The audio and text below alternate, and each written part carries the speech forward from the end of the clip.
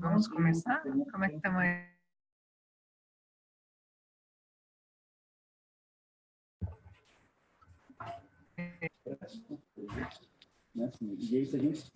Fala aí, Val. Vamos ver se o som chega. Está chegando agora? Tá ótimo. Ótimo, que maravilha. A gente já está com 15 pessoas na sala, 10 minutos, acho que a gente já pode ir começando, né? Para aproveitar o tempo de todas as pessoas que estão prestigiando o webinário. Normalmente a gente combina para quem não estiver falando, deixar o microfone no silencioso, porque daí facilita para a gente a escuta, né, para evitar os ruídos. E normalmente, né, esse já é o 5º webinário do LabGPEM, que é uma forma de nós estarmos compartilhando e somando nas nossas reflexões sobre a questão da política penal. A gente convida 2 pessoas para que elas possam fazer as suas contribuições sobre um tema específico, e elas falam por volta de 20 minutos, e na sequência a gente faz um diálogo com todas as pessoas que estiverem na sala, tentando trazer também novas questões para a reflexão. Hoje nós temos como convidados a Isabela Pimenta, o Felipe Melo. Vou pedir para que eles se apresentem. Nós escolhemos para esse webinário um tema que está bastante em moda, vamos dizer assim, mas não só em moda, é uma necessidade histórica do país, que é a questão de uma política para pessoas egressas do sistema prisional. Está em moda porque está se buscando algumas alternativas, no entanto, o país ainda não desenvolveu um modelo de política para isso. Há esforços pontuais, há iniciativas nacionais não difundidas, e diante de todo o momento de criminalização e do aumento do punitivismo, o fato da gente não ter essa atenção às pessoas egressas ainda mais enfatiza a marginalização dessas pessoas e, posteriormente, novas formas de criminalização. Então, nós entendemos que esse tema é super importante para que a gente encontre saídas mais justas, né, e humanas para as pessoas que passam por uma situação envolvendo a justiça criminal. Agradecemos a todas as pessoas que estão na sala, algumas já conhecidas de outros webinários, ou até de outras atividades do LabGPEM, e outras pessoas que estamos conhecendo hoje pela primeira vez. Quando nós terminarmos aqui as falas, se o grupo quiser, as pessoas quiserem se apresentar, seriam muito bem-vindas para a gente também saber com quem a gente está dialogando, mas a gente aproveita que sempre entram algumas pessoas na sala no decorrer do webinário para a gente deixar isso para um momento mais adiante. Então, sem mais delongas, nós combinamos que Felipe iria iniciar a fala, e Felipe, então, por favor, se apresente, e a palavra está contigo. Legal, Val. Bom, gente, tá bom o som aí, Val? Tá ótimo, Felipe. Joia. Boa noite, pessoal, todo mundo que está aí na sala, sejam todos bem-vindos. Rapidamente, para quem não conhece, o LabGPEM, né, o Laboratório de Gestão de Políticas Penais, que está baseado na Universidade de Brasília, ele é formado por uma rede de pesquisadores, profissionais, gestores, servidores das políticas penais, né, um espaço multidisciplinar, transdisciplinar, que congrega, então, pessoas espalhadas por todo o Brasil, visando a discussão, né, das políticas penais, numa perspectiva também propositiva de ações que permitam superar o quadro, né, de insuficiência e ineficiência dessas políticas penais e, sobretudo, no que diz respeito à gestão prisional, né, essa tragédia das prisões brasileiras. Então, uma preocupação de desenvolver conhecimento, mas também de disseminar práticas e buscar alternativas para a superação desse quadro, né. Eu sou membro do Laboratório de Gestão de Políticas Penais da UNB, um dos fundadores também, e chego aqui para falar sobre esse tema, depois de uma trajetória, né, lidando com políticas penais desde 2004, eu fui gerente superintendente de uma fundação no governo do Estado de São Paulo, né, gerenciava políticas em ambientes prisionais.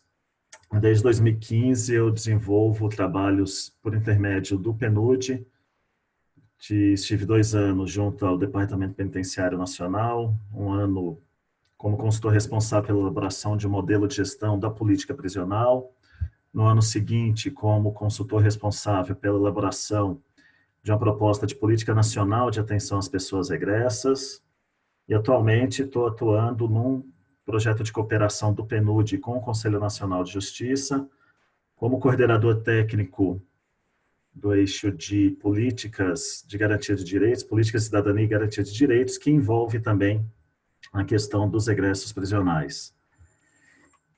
O que eu preparei para falar aqui é um pouco o que foi realizado no âmbito da consultoria, né, de elaboração da proposta de uma política nacional, em que foi possível fazer um panorama, né, do que existe em termos de iniciativas voltadas para atenção às pessoas regressas do sistema prisional no Brasil. Ao falar em iniciativas, eu estou exatamente afirmando que nós não temos uma política, né, de atenção a essas pessoas. Nós temos uma gama bastante variada de ações realizadas ou pelo Executivo Estadual ou Municipal, ou pelo Poder Judiciário, e principalmente por organizações da sociedade civil, né? Então, dá um pouco esse panorama, mas para chegar nesse panorama, acho que é importante trazer uma perspectiva histórica que nos informa, né, que a atenção às pessoas regressas não é um tema somente da atualidade, mas é um tema que surge ainda nos congressos penitenciários no século XIX, em Londres, né, e que chega também a toda a discussão legislativa e da história do direito no Brasil, se consolidando na Lei de Execução Penal, quando a LEP vai afirmar que a atenção às pessoas regressas também é um dever do Estado, né? E aí a LEP traz uma definição do que são pessoas regressas, que eu acho que também é um debate importante, porque é uma definição que, ao mesmo tempo, positiva o direito dessas pessoas, né, na medida em que define quem são as pessoas regressas, mas, por outro lado, restringe o universo dessas pessoas e a experiência, né, do que significa ser regresso no contexto de enorme discriminação, né, como é o Brasil, né? Então, a positivação está na definição que diz que o regresso prisional é a pessoa em livramento condicional durante o período de prova, né, ou seja, enquanto ela ainda possui uma vinculação com o sistema de justiça criminal, ou liberado definitivo no período de 12 meses. E aí tem o aspecto restritivo, né, do conceito legal que está instituído no Brasil, que é a ideia de que a prisão afetaria a pessoa somente, né, durante alguma passagem, algum período da sua vida, né?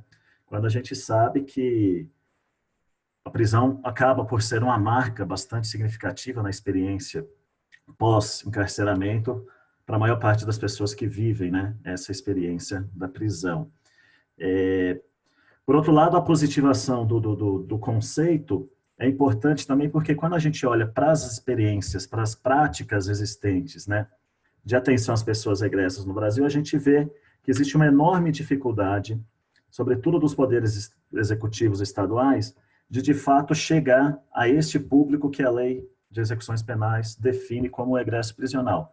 Então, a gente tem experiências que acabam atendendo pessoas em regime aberto e compreendendo essas pessoas como egressos prisionais, experiências que se voltam para atender pessoas em regime semiaberto, porque aí você tem uma localização de onde está esse público, né? E no que diz respeito, de fato, às pessoas em livramento condicional ou liberadas definitivas, a gente tem uma dificuldade muito grande das diversas iniciativas de fato, conseguir mobilizar e atingir esse público, né? Então, no cenário nacional, o que a gente pode observar em termos de iniciativas? Nós temos 2 estados que possuem um arranjo, né, de uma política de atenção às pessoas regressas, que são São Paulo e Minas Gerais, né? E aí eu estou dizendo um arranjo de política porque são estados que, de fato, possuem uma estrutura administrativa, né, voltada para a gestão dessa política, possui recurso previsto na lei orgânica, no orçamento, né, do Estado, possui equipes técnicas, né, designadas especificamente para tratar com essa política e lidar com esse público, e possui equipamentos, né, espalhados por todo o território, né, do Estado, voltado para atenção às pessoas egressas, né? Então, São Paulo e Minas têm essa característica que a gente não encontra em outros estados, né?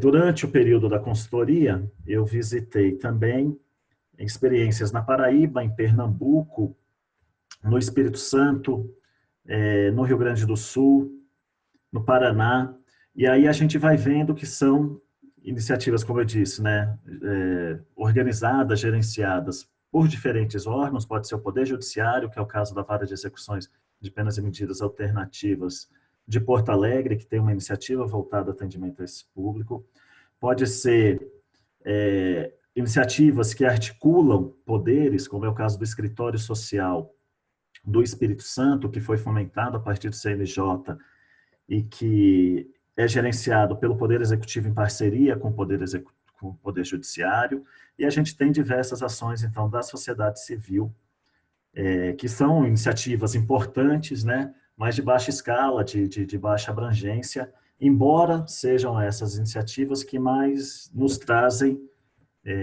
recursos metodológicos significativos para a gente pensar uma política nacional.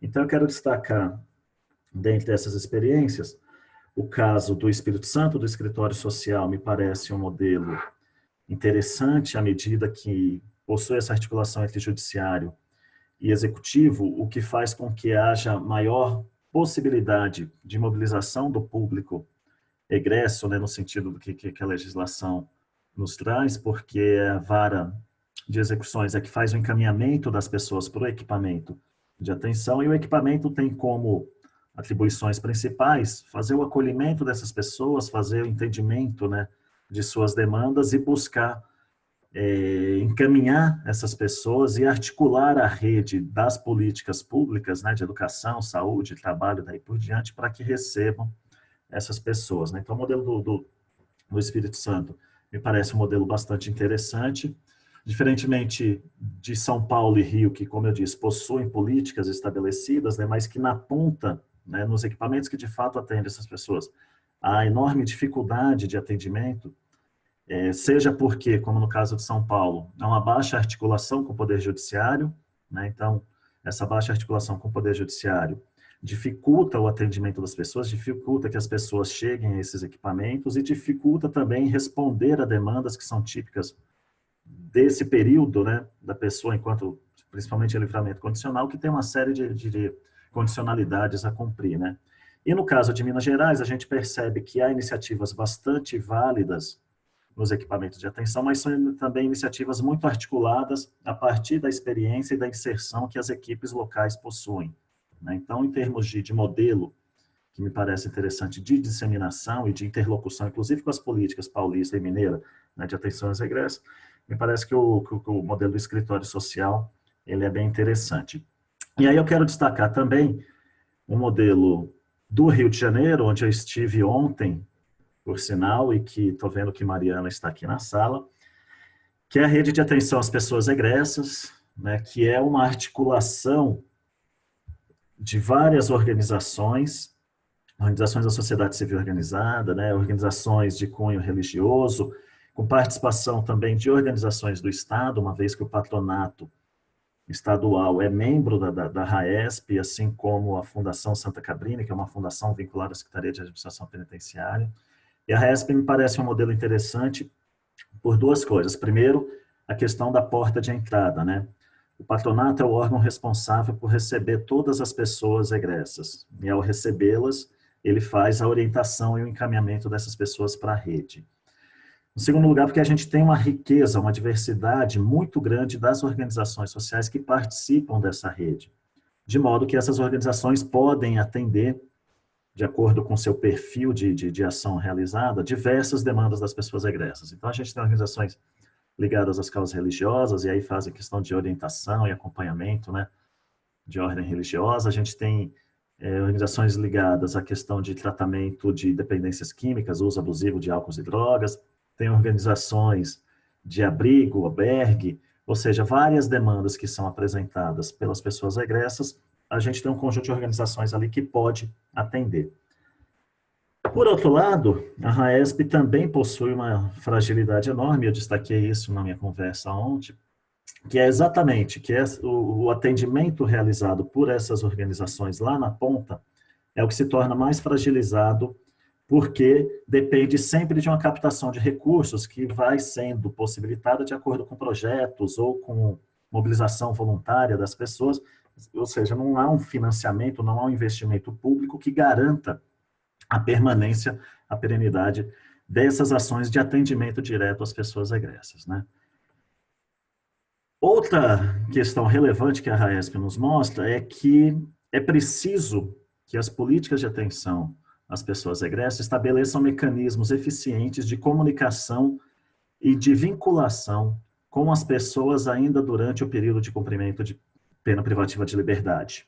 Isso eu estou dizendo porque na RAESP no Rio de Janeiro, a gente tem um fluxo bastante significativo de pessoas egressas que procuram essas organizações da rede porque foram mobilizadas a partir das iniciativas de evangelização realizadas pelas instituições de cunho religioso. O que nos mostra o seguinte, que para a gente pensar uma política pública, é preciso pensar uma política que estabeleça mecanismos de vinculação, de comunicação, de contato com as pessoas, ainda durante o período de cumprimento de pena privativa de liberdade, porque isso não pode ser deixado somente na mão das instituições de cunho religioso, porque a gente está falando de política pública, a política pública não pode ser determinada pela perspectiva religiosa de mundo, né? Ela tem que ser uma política que garanta a diversidade, inclusive, de ordem religiosa. Mas essa preocupação com mecanismos de vinculação, de comunicação, de contato com as pessoas durante o período de cumprimento de pena, de orientação dessas pessoas no momento em que elas deixam a privação de liberdade, é fundamental para que, de fato, a gente tenha esse público que é considerado egresso prisional sendo atendido pela política, né? Então, acho que a RAESP nos mostra essas ambiguidades, né, que são significativas para a gente pensar uma política nacional. Bom, e por que é importante, então, a política nacional, né? Acho que a Valdirene já mencionou na abertura que fez, a gente, sobretudo, temos vivido, né, um momento histórico bastante delicado de discursos cada vez mais punitivistas, né, em que essa população acaba sendo um alvo privilegiado, né, das estratégias, das táticas de controle social, né, de controle de populações. Então, a pessoa egressa prisional, por isso que é importante a gente expandir o entendimento também que a LEP nos dá sobre o que é o egresso prisional e entender que egresso prisional é qualquer pessoa que, tendo vivenciado a experiência do encarceramento, demande algum tipo de atendimento, né, de uma política pública. Essas pessoas são cada vez mais alvo de controle social, de extermínio, né, e de violência. Então, é necessário pensar uma política nacional que olhe para esse público e que, de fato, contribua, né, para que a gente consiga fazer com que as políticas públicas cheguem até essas pessoas, né. Conversando com pessoas egressas, né, em todos os países, os lugares, né, por onde eu passei, conversando com essas pessoas, o que elas principalmente apresentam em termos de demanda, a gente acredita, né, em geral a gente acredita, precisa colocar no trabalho que resolve o problema. Não. A principal demanda apresentada inicialmente são problemas de saúde, e dependendo da localidade, a rede de saúde atende bem ou não atende essas pessoas, né.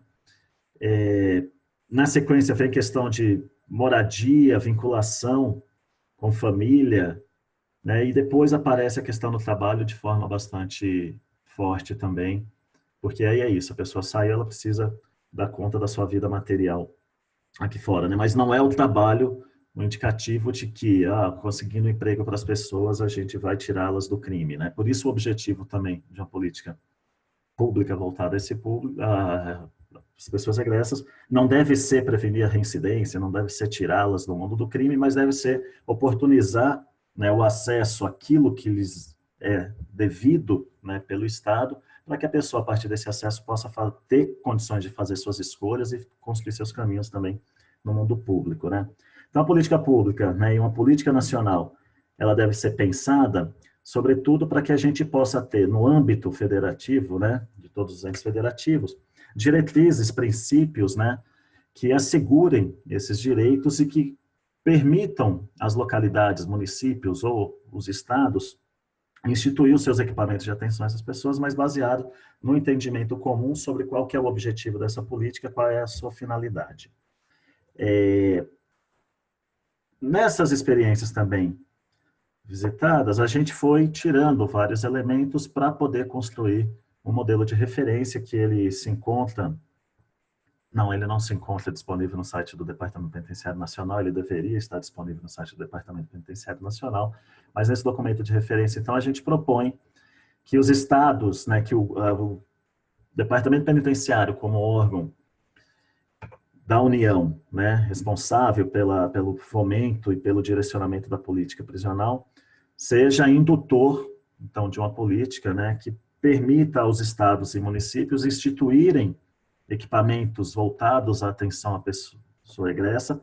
Esses equipamentos, em momento nenhum, devem substituir os equipamentos específicos das várias políticas públicas, ou seja, não é finalidade de um equipamento de atenção à pessoa egressa realizar aquilo que o CRAS, que o CRES realiza, que o posto de saúde realiza, que a escola realiza, né? Mas ele deve ser um equipamento voltado, primeiramente, para essa articulação com o sistema penitenciário, estar presente no sistema penitenciário de modo a fazer essa abordagem, essa comunicação, essa vinculação com as pessoas ainda durante o período de cumprimento de privação de liberdade, e numa outra ponta, fazer a vinculação e o encaminhamento dessas pessoas para as redes das políticas públicas. Então, a política nacional que foi concebida foi pensando exatamente em instituir modos de operação que façam essas duas grandes articulações, né? Por um lado, o sistema penitenciário como a porta de saída para as pessoas, né, que estão em privação de liberdade, por outro lado, as redes das políticas públicas também como porta de saída do próprio equipamento de atenção às pessoas egressas.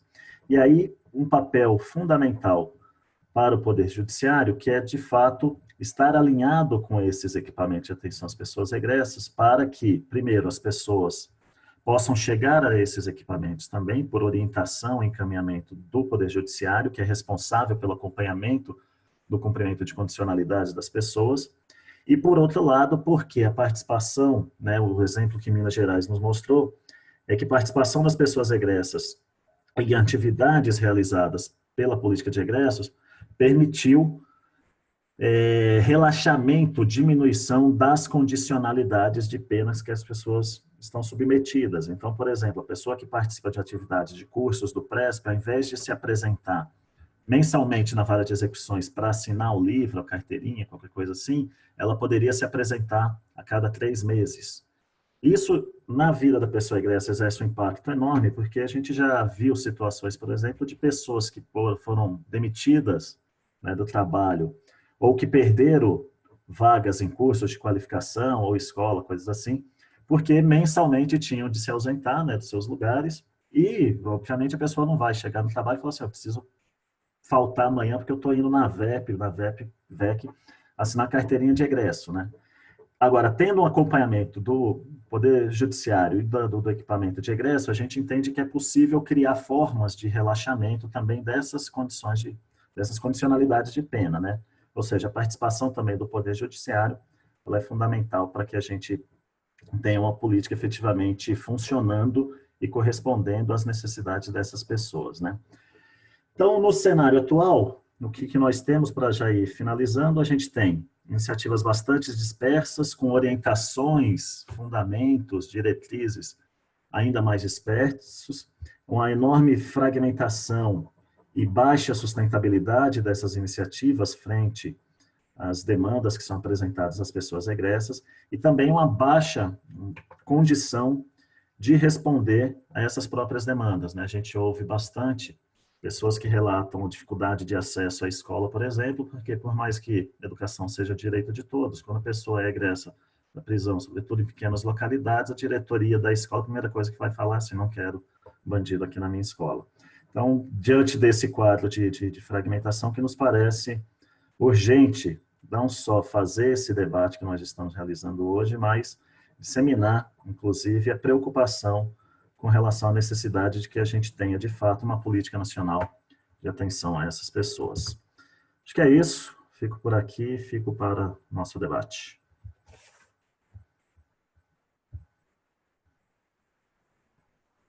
Espero que vocês tenham me ouvido, né?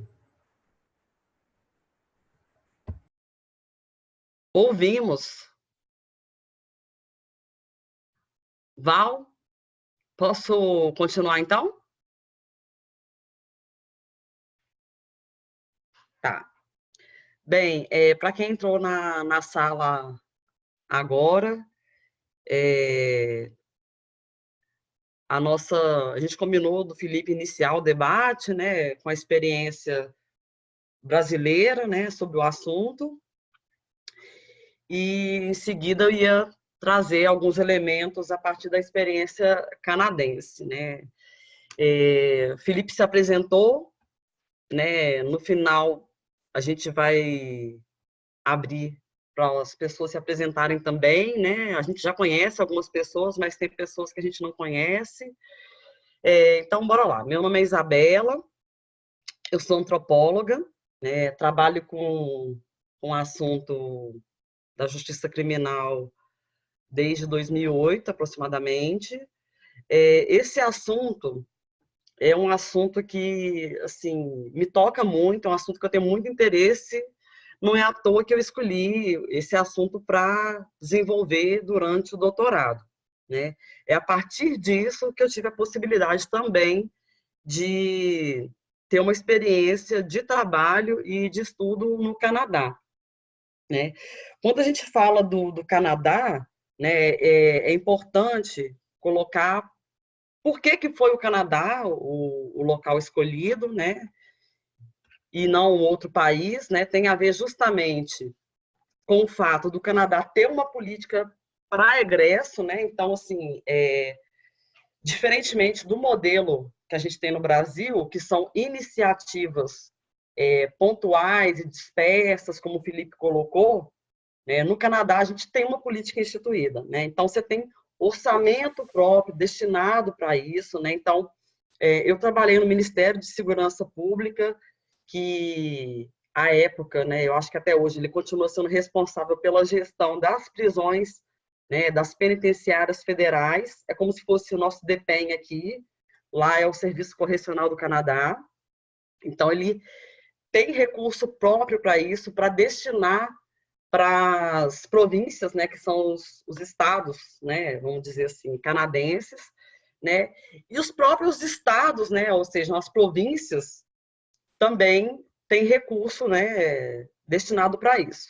Especificamente, vou falar de uma experiência que eu acompanhei, né, que é no estado, na província do Ontário, né, em Ottawa, que é a capital do Canadá.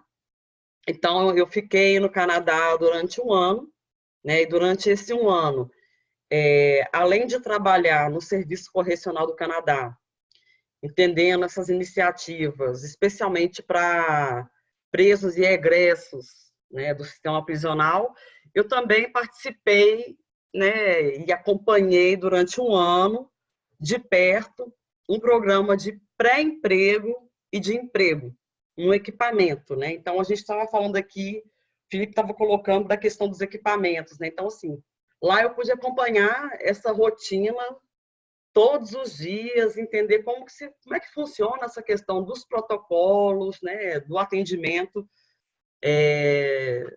nesse equipamento, né? Então, assim, a primeira questão que foi chocante, assim, né, porque eu acompanhei também um programa de emprego, né, uma iniciativa de uma ONG no Rio de Janeiro, né? E a primeira questão era o trabalho, né? Como se o trabalho fosse algo que fosse salvar a vida do indivíduo, né? Tem essa ideia de que assim, não, o cara saiu da prisão, ele tem que trabalhar.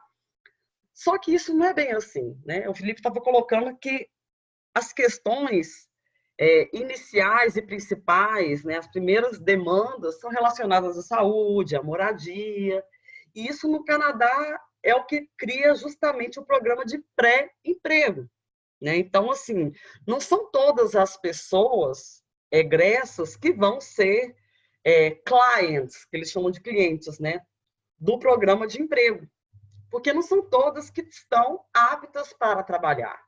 Então, você tem uma série de fatores, eu vou passar por esses fatores, né, que vão fazer com que a pessoa ou seja direcionada para o programa de emprego ou para um programa de moradia, enfim, para outros programas e outras políticas, né, enfim, públicas, não necessariamente o trabalho, né? Então, em primeiro lugar, meu primeiro aprendizado lá foi esse, né, assim, contrastando com a experiência brasileira, né?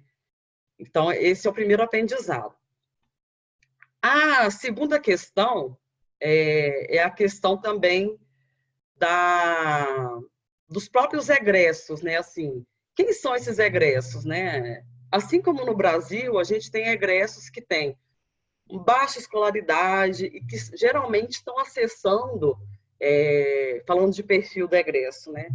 Estão acessando o que eles chamam de trabalhos que são hands-on work, né? Então, são trabalhos mais braçais, né? Justamente devido a essa questão da escolaridade, também da questão do estigma, né? E também da questão de checagem de registro criminal, né? Então, por exemplo, não tem como trabalhar no Walmart, né? Porque o Walmart, quem seleciona é uma grande empresa de recrutamento, né? E aí você preenche eu já preenchi isso com alguns egressos, né? Você preenche um formulário gigante antes de participar de uma entrevista. E ali você tem perguntas específicas sobre o registro criminal. E aí você já é eliminado nesse sentido, né? Então, você tem já esse corte. Então, assim, o público, apesar da gente ter uma realidade sociocultural e também política muito diferente dos dois países, o público que habita as prisões é basicamente o mesmo, né? Então, assim, a gente tem esse perfil inicial, né? Eu não vou entrar necessariamente no perfil desse público. Vou falar mais especificamente do programa de emprego e de pré-emprego. Qual que é a primeira diferença em relação ao Brasil? Eu percebi é o seguinte: nessa instituição, as pessoas eram encaminhadas, né? Então, assim, essa ONG levava as pessoas para as entrevistas de emprego, né? Então, tinha essa questão do encaminhamento, de colocar no caminho, né? No Canadá, pelo contrário, esse programa de emprego, ele era um programa multifase, né? E que a pessoa ela tinha que mostrar que ela tinha responsabilidade para assumir um trabalho, né? Então, era um programa que tinha uma triagem inicial, né? Essa triagem inicial ela era feita justamente para identificar se a pessoa tinha controle, por exemplo, a respeito de vícios, né? Então, assim, não tinha problema da pessoa usar drogas, usar álcool, enfim, ela tinha que ter controle sobre o uso, né? Então, isso era observado já nessa primeira conversa inicial, né? Se a pessoa tinha moradia, se a pessoa tinha condições, isso é muito interessante, né? Desses fatores, né? Se ela tinha condição de acordar cedo, né? Então, assim, estar apto para acordar de manhã, né? E essa pergunta é muito interessante porque algumas pessoas estavam em abrigo, né? Então, se você está num abrigo, né, num shelter, né, um albergue aqui no Brasil, quem que vai te acordar de manhã para ir trabalhar, né? Não necessariamente você vai ter um celular que vai te despertar, né? Então, assim, eles perguntavam essas questões e que, assim, é interessante, né? Em primeiro lugar, você tem que ver a questão da moradia, você tem que estar apto para acordar de manhã, né? Você tem que ter dinheiro para transporte, controle dos vícios, né? Control of addictions, que eles chamavam, controle da saúde mental. Então, assim, não tem problema se você tem alguma questão mental, por exemplo, né? Depressão, ansiedade, mas isso está sob controle. Porque se você está vivendo um momento, por exemplo, de intensa ansiedade ou de depressão, ou, enfim, está vivenciando um momento de transtorno de bipolaridade, você não está pronto para ir trabalhar. Então, você tem que ser encaminhado para outro programa, para outra política, né? Então, tudo isso era checado, né? Então, por exemplo, recursos em termos de equipamentos, né? Se você vai trabalhar na construção civil, você tem equipamento, né? Porque lá em algumas situações, a pessoa tem que ter os seus equipamentos de trabalho, né? Os seus equipamentos de proteção individual. Então, você tem isso, né? Você tem sapato, né? Você tem sapato para ir trabalhar? Né? E é interessante também que nesse programa, né, a estrutura também oferecida para as pessoas irem para a entrevista. Então, eles tinham uma espécie de uma sala com roupas para as pessoas irem fazer suas entrevistas, né? Então, existia, na verdade, uma socialização para o mercado de trabalho, né? Então, assim, como que você se apresenta para uma entrevista? Né? Então, você não é direcionado imediatamente para uma empresa parceira para te contratar. Você passa justamente por todas essas fases, né?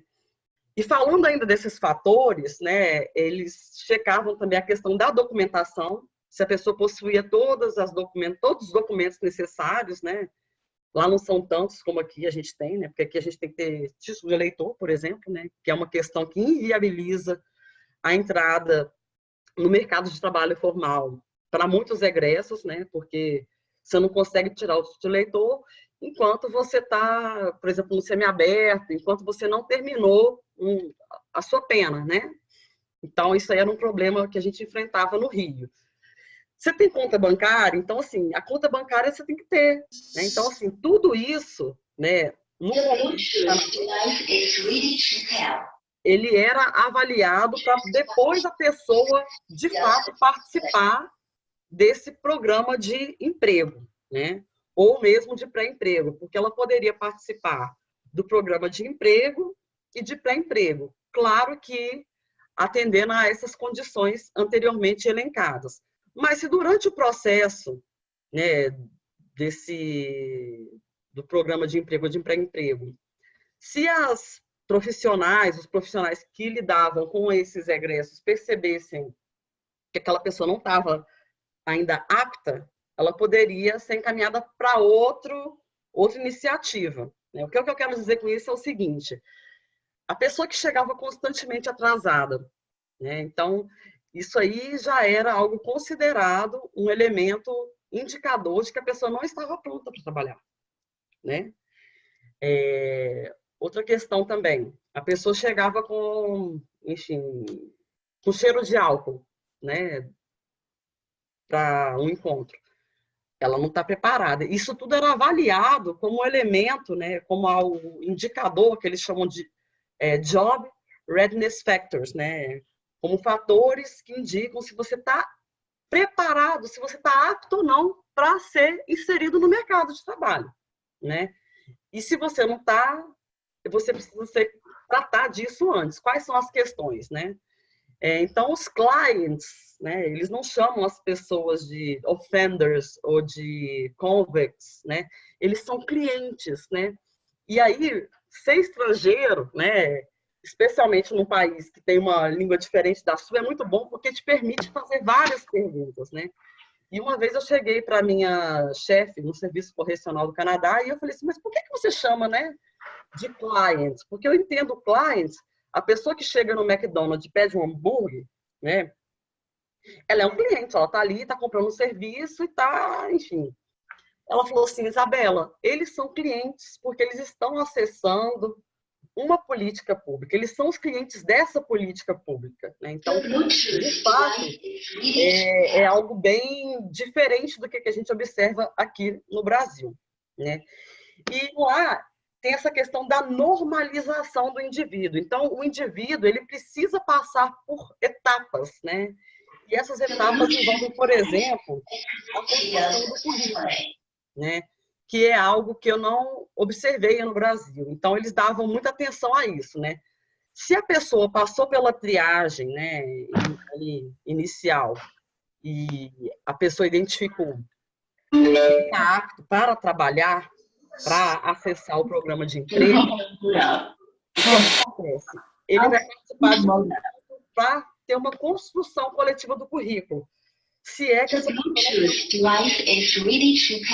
que acontece? Muitas pessoas, né, chegavam lá e diziam, eu não sei fazer nada. Então, nesse encontro, na verdade, era aberto um espaço, né, de interlocução para a pessoa contar o que ela já tinha feito na vida. Ah, eu já trabalhei na cantina de hóquei, né, da minha cidade.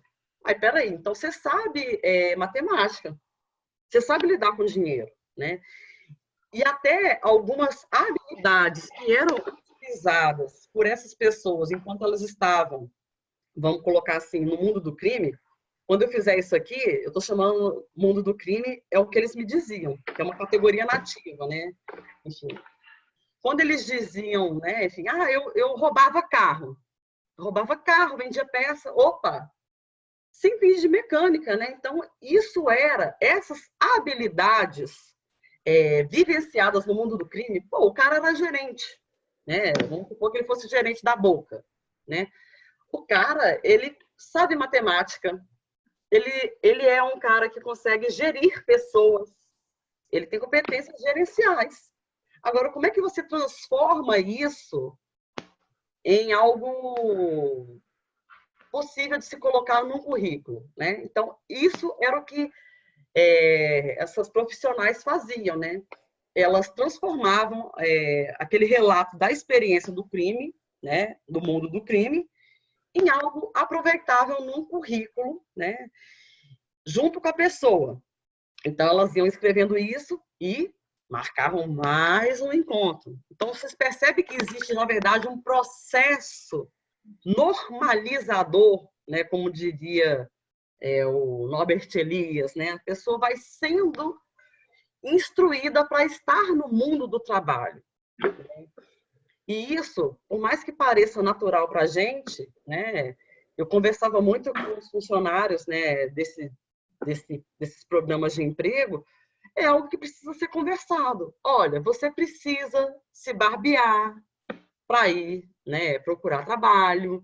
Existe uma forma de se apresentar em termos de vestuário, né?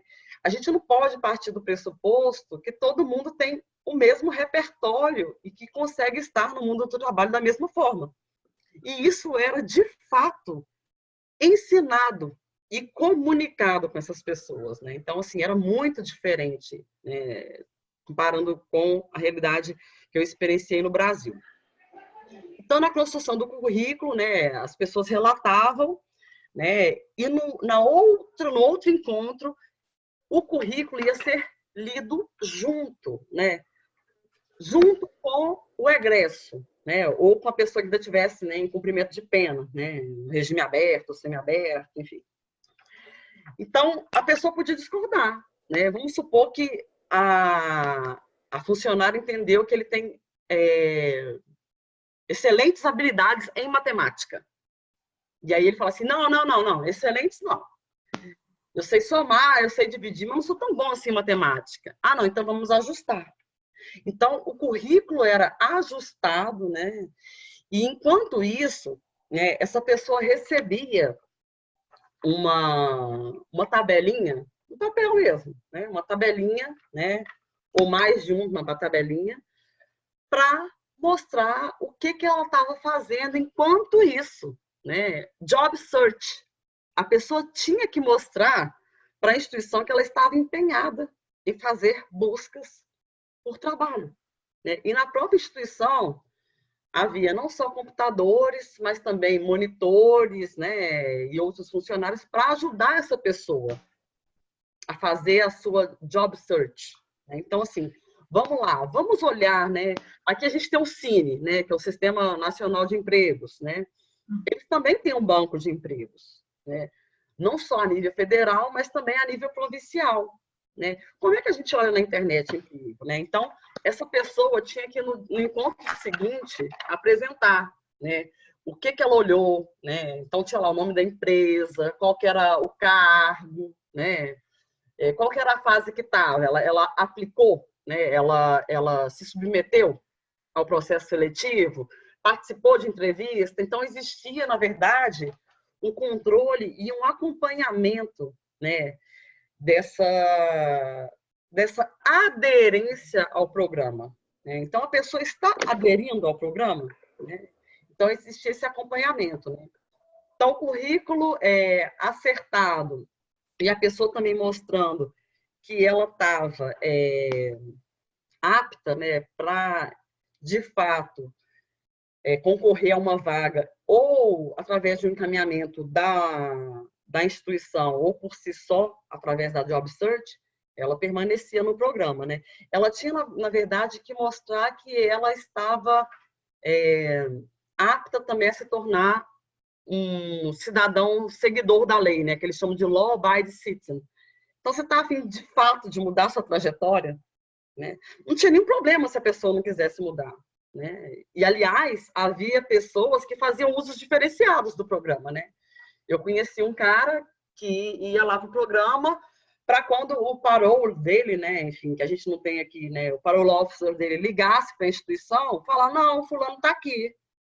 Então, você tem usos diferenciados, apropriações diferenciadas dos programas, né? Não necessariamente do programa de emprego, mas de pré-emprego, né? De pré-emprego, ela vai trabalhar habilidades como matemática, informática, né?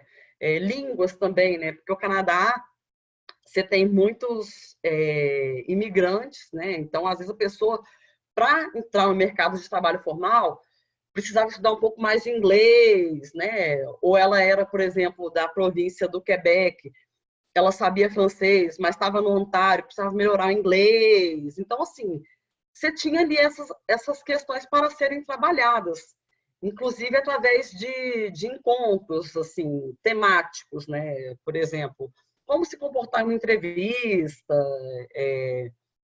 o que não é legal dizer numa entrevista. Então, assim, ao longo do mês, esses encontros eram oferecidos, inclusive, a partir das indicações dos participantes, né? Então, os participantes, né, conseguiam preencher um papelzinho que era coletado, né? O que você tem interesse? Ah, podia focar isso, podia, né? Então, isso também era considerado, né? Agora, o que eu acho que é muito interessante em relação à diferença, né, do programa canadense, né, e das iniciativas brasileiras, é que lá você tem realmente um cliente acessando a um serviço, né? A pessoa ela está acessando um serviço, existe também uma prestação de contas, né? Tem formulários específicos, né? Então você tem um controle também do Estado em relação aos recursos que são aplicados nesses equipamentos, né? Então, assim, os formulários eram formulários do governo, né? Então, assim, tudo muito bem mensurado, vamos dizer assim, né? E a questão também do Estado se ver como um meio, né? Esses equipamentos, esses programas, eram meios para ajudar, auxiliar nessa transformação do client em law-abiding citizen. Né? Então, era basicamente essa questão, assim, né? Ele vai, não é o Estado carregando apenas, né? Como se fosse essa dimensão assistencialista que eu percebi aqui nessa iniciativa que eu acompanhei. Ele tem que mostrar para o Estado, né, para aquele programa, que ele está apto. Né? Então, essa questão da autorresponsabilização, né, ela é avaliada o tempo inteiro. É a tabela do Job Search. Oh, você chegou atrasado para o encontro? 5 minutos. Não, você vai voltar semana que vem. Ah, mas é uma punição. Na verdade, eles encaram essa forma como uma forma de socialização para o mercado de trabalho, de uma normalização dos indivíduos, né? Então, eles não estão oferecendo cidadania, como aqui no Brasil, às vezes a pessoa vira cidadão porque tem uma carteira de trabalho assinada, né? Entre as várias modalidades de cidadania que a gente tem no Brasil, né? A gente não tem uma cidadania plena, se a gente for pensar, né? Eles não estão oferecendo isso, mas eles estão oferecendo, na verdade, esses programas estão oferecendo o quê? Uma socialização para os egressos, né, os clients, competirem no mercado de trabalho. Né? Então, é isso. Você tem currículo, você tem roupa, né? Enfim, você tem uma série de atributos que são oferecidos, né, para que aquela pessoa consiga competir no mercado de trabalho, né? A partir do seu registro criminal, enfim. Mas elas conseguem acessar esses conhecimentos e serem socializadas a isso, né? Então, eu acho que essa é uma das principais diferenças, né? Então, se a pessoa não internaliza aqueles padrões estabelecidos institucionalmente, também elas não conseguem acessar através dos programas do trabalho formal, né? Então, de fato, existe uma política, né? Com foco em serviços, né? Para socialização no mercado de trabalho, né? E essa política tem orçamento próprio, né? E tem um controle muito forte, né? Então, assim, eles assinam os formulários, né? Além de preenchimento de sistemas próprios, né? É tudo muito bem, vamos dizer assim, controlado, né? Então, existe, de fato, né, uma política que reconhece a importância desses instrumentos para a pessoa se inserir no mercado de trabalho, mas não só isso, né? Existe uma política que entende que não são todas as pessoas que estão preparadas para entrar no mercado de trabalho assim que saem da cadeia. Então, elas precisam acessar outros serviços, né? E nessa mesma instituição, né, você tinha programas voltados para outras necessidades, né? Então, tinha um programa, por exemplo, voltado para a questão da moradia, né? Então, assim, outras questões eram trabalhadas ali e quando não eram possíveis de serem trabalhadas ali, eram encaminhadas para outros equipamentos, né? Por exemplo, a questão das adições, dos vícios, né? Então, as pessoas eram encaminhadas para outros equipamentos, né? Então, isso precisa ser primeiro tratado, a questão da saúde, depois o trabalho, né? Então, eu acho que essa é a principal diferença. E aí, eu acho que eu fico por aqui também, e a gente continua no debate. Obrigada, Isa. Obrigada, Felipe. Acho que tem vários pontos aqui que suscitam uma boa discussão.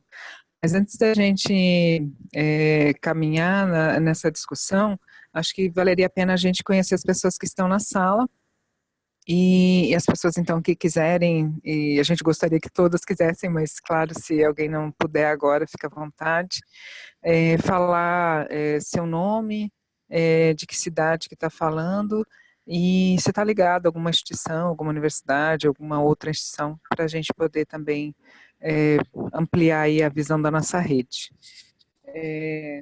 Deixa eu ver, a gente pode ir tentando pela sequência. Vocês precisam daí desabilitar seu microfone e para a gente conseguir fazer a apresentação. Vou meio que fazendo uma chamada aqui. Camila? Oi, dá para me ouvir? Oi. Tá sim. Então, eu sou Camila, eu sou assistente social de formação e estou em Goiânia. Estou, né, em Goiânia. Sou aluna do programa de mestrado interdisciplinar em Direitos Humanos da UFG. Ótimo, muito obrigada. Não, eu ia falar sobre a minha pesquisa do mestrado, que eu estou pesquisando justamente o pós-prisão, né, com as mulheres aqui no Presídio Feminino de Aparecida de Goiânia. Né, o título é Sou ex-presidiária e agora? Né, a gente quer saber como é que as políticas, o que é que acontece mesmo com as egressas. Excelente. Muito obrigada. Ana Cláudia?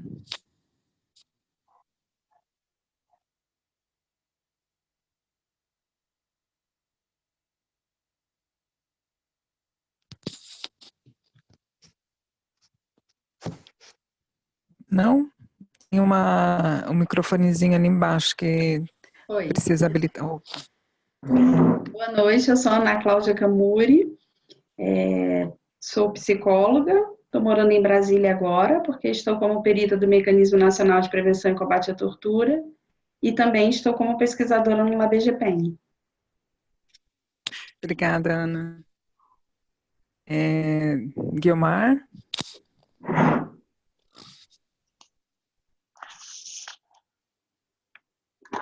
A gente não está te ouvindo, Guiomar, teu microfone. Olá, boa noite.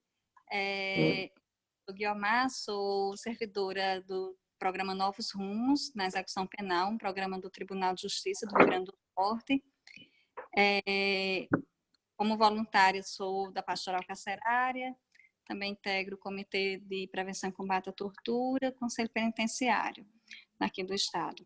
E no âmbito do Tribunal de Justiça, o programa Novos Rumos, ele desenvolve ações exatamente voltadas a essa inserção social, essa inclusão social do preso, do egresso, né? Digo preso porque já no semiaberto nós recebemos pessoas e fazemos esse acolhimento e todo esse direcionamento para o mercado de trabalho, para cursos profissionalizantes. Então, esse momento de hoje foi assim, extremamente rico e eu tomei nota de vários pontos que nós precisamos aprimorar nesse processo de preparo mesmo dessas pessoas. Foi maravilhoso. Muito grata. Obrigada. Alessandra?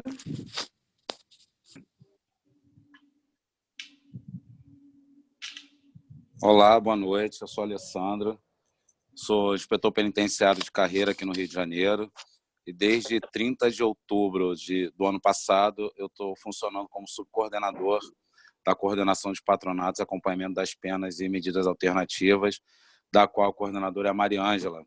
Acredito que alguns aqui a conheçam. É uma alegria muito grande para mim participar pela primeira vez desse webinário. Também estou feliz, gostei muito do que o Felipe disse, do que a Isabela falou, esse comparativo com o sistema canadense, assim, é fundamental para a gente poder entender melhor as nossas políticas, o que a gente está fazendo e tentar fazer melhor, né? Enfim, muito feliz, obrigado a todos. Obrigada, Alessandro. Prazer. Vivian?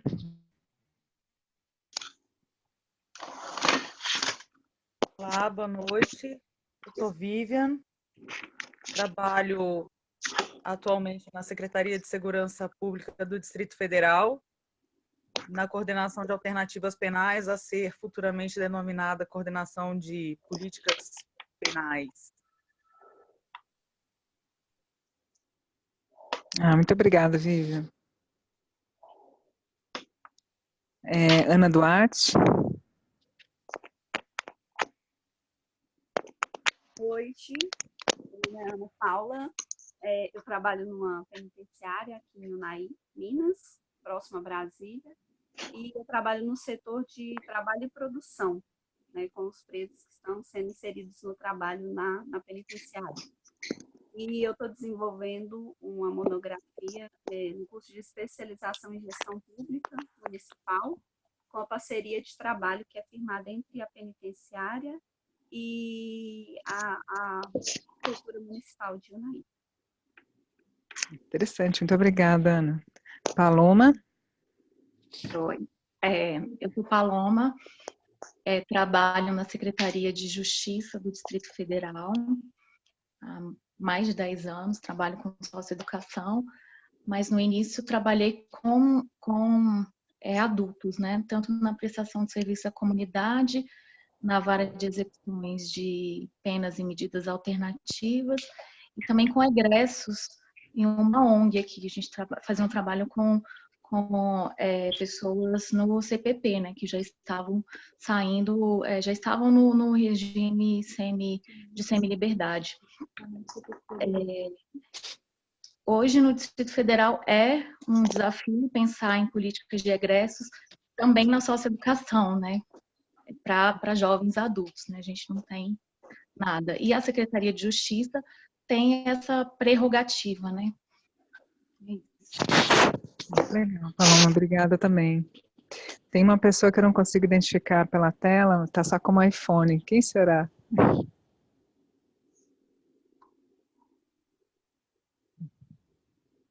Bom, depois a gente fica por último aqui. Arine?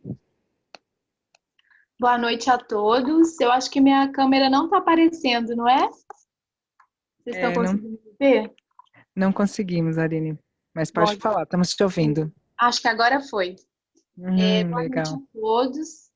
Então, gente, eu tenho uma experiência de trabalho desde 2008, né, na área de justiça criminal, com egressos do sistema prisional, pessoas em cumprimento de pena alternativa, e atualmente eu sou pesquisadora do ISER, E nós temos alguns trabalhos, eu até identifiquei um companheiro aí que provavelmente a gente vai ter um trabalho próximo. Um dos projetos do ISER é um apoio à Central de Alternativas Penais aqui no Rio, né, recém-implantada.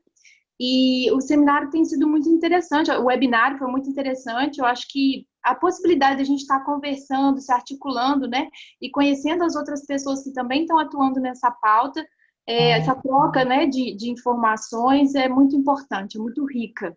E também eu faço um mestrado também na área de justiça criminal. Eu acho que, assim, a ideia é também poder contribuir com esses dois âmbitos de conhecimento, né? É isso aí. Muito obrigada, Aline. Por nada. Letícia?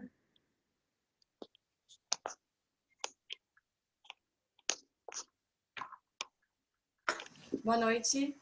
Boa noite. Não sei se meu microfone está... Tá ótimo. Tá muito legal. Já sou Letícia Maranhão, estive até janeiro desse ano no DEPEN, na coordenação de Educação, Cultura e Esporte. Estive no DEPEN por 12 anos, acompanhando vários processos de políticas da educação, saúde, trabalho, assistência social. Uma tentativa tímida ano passado de falar sobre egresso no sistema prisional, de onde surgiu um projeto bem bacana com o Instituto Federal de Campinas, chamado Projeto Alvorada, que a gente tentou emplacar no Brasil, junto com os institutos federais, mas que agora está na mão da gestão de agora, e a gente está tentando dar um suporte para ver se a gente consegue falar um pouco sobre egresso do sistema prisional de forma mais sustentável, partindo do DEPEN. Agora, enfim, sigo no DEPEN, mas numa condição diferente, tocando um projeto em parceria com o Fiocruz, de uma campanha nacional sobre tuberculose nas unidades prisionais. Muda um pouquinho o foco, agora falando sobre saúde, sobre toda a rede em volta, mas tentando fazer com que tudo permaneça articulado, que toda essa rede, enfim, de assistência social, até a educação, até a ponto como...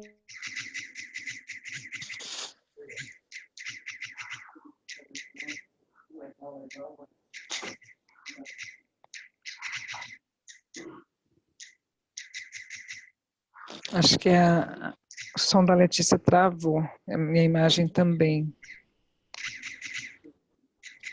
Oi, estão me ouvindo? Agora sim, voltou. Tá, não sei se até onde cortou, mas quero participar Agora, de outro...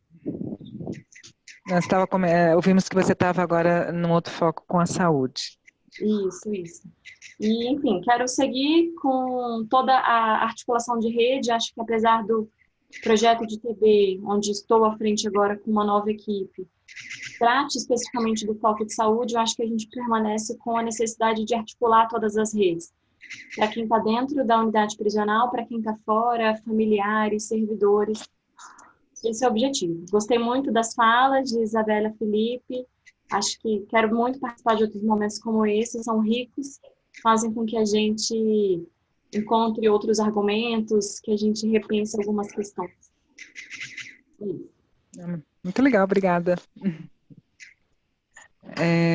Luiz? Oi. Se apresenta, por favor. Alô? Estamos ouvindo você.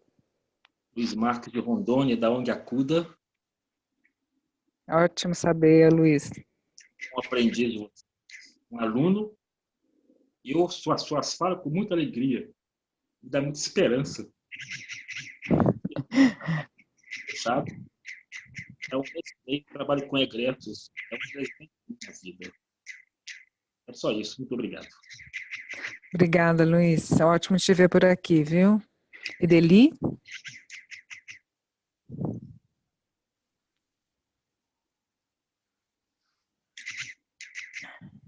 Oi. Bem-vinda. Meu nome é Ideli e eu faço parte do Instituto República, daí que me aproximei desse tema, e a Valdirene, assim, que foi essa ponte muito legal. e nós estamos, assim, entrando em contato com um tema que é como fazer o engajamento das inspetoras, né, de instituições femininas, juntamente com as diretoras. E por conta disso, eu estou entrando nesse universo e estou me surpreendendo positivamente. Então, eu gostei muito do que eu ouvi e estou, assim, fiz algumas anotações para a nossa pesquisa também, né? Nossa pesquisa é uma pesquisa aplicada. Então, é isso. Tá bom?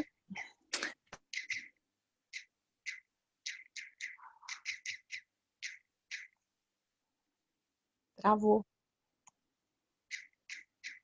Agora quem travou foi Valdirene. Então, Valdirene travou. tentar dar sequência. Quem não falou ainda aqui, deixa eu ver. Pamela. Alô, Pamela.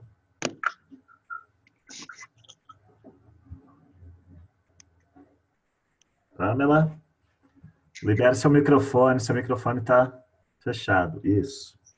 Tá ligado agora? Agora sim. Boa noite a todos e a todas. Eu trabalho na Política de Prevenção Social e Criminalidade de Minas Gerais, né? E um dos programas que a gente executa aqui em Juiz de Fora, ou atua aqui em Juiz de Fora, é o programa PRESC, que é o Programa de Inclusão Social de Pessoas Egressas do Sistema Prisional. Joia. Obrigado, Pamela. Deixa eu ver quem não falou ainda. Falou Marine. Ana Duarte. Ana Duarte já falou. Vivian, Luiz. Wellington, sua vez. Wellington? Oi, gente, boa noite. Vocês me ouvem? Oi? Pode falar, estamos ouvindo. Tá bom. Boa noite a todas e todos aí. Eu cheguei um pouquinho depois aqui, meu nome é Wellington. Atualmente professor de Sociologia, Antropologia e Direito. Estudo monitoramento eletrônico há algum tempo já e escrevi uma tese sobre isso, né, a partir da perspectiva das pessoas monitoradas, né, ou seja, as pessoas que utilizam tornozeleiras, né, eletrônicas. Bom, eu estou aqui no grupo hoje, né, enquanto pesquisador e membro, e, na verdade, a principal motivação da minha vinda aqui hoje também é para convidar também vocês para um evento que a gente vai fazer na Faculdade de Direito da UNB, dia 26 de março, com a exibição do documentário Auto de Resistência, né? Dirigido pela, eu acho que conhecida de vários de vocês, né? Pesquisadora também, Natasha Neri. E eu estou vendo várias pessoas conhecidas aqui na sala, enfim, né? Tem a Vívia, tem o Thales, a Val, Isabela, Felipe, várias pessoas. Então, a gente está na fase de composição da mesa, então seria bom também convidar alguém do Lab GPEM para que pudesse discutir. Esse evento, ele gira em torno, basicamente, a pauta é discutir, né, o pacote anticrime e como pano de fundo, né, a gente vai exibir esse documentário, naquele mesmo modelo de outros eventos que nós já fizemos, né, com outros 2 documentários também, que talvez vocês todos aqui do grupo conheçam, que é o Sem Pena e o Corpo Delito, né, nesses 2 eventos, algumas pessoas aqui do Lab GPEM fizeram parte das mesas, né, a Valdirene, Isabela, enfim. Então fica aí esse convite, não é? E a data é 26 de março, à noite, na Faculdade de Direito da UNB. Joia. Obrigado, Elton. Obrigado. Vamos conversar sobre a mesa, sim. A gente vê o laboratório, quem está em Brasília, quem tem disponibilidade nessa data, mas é sempre muito bacana, né?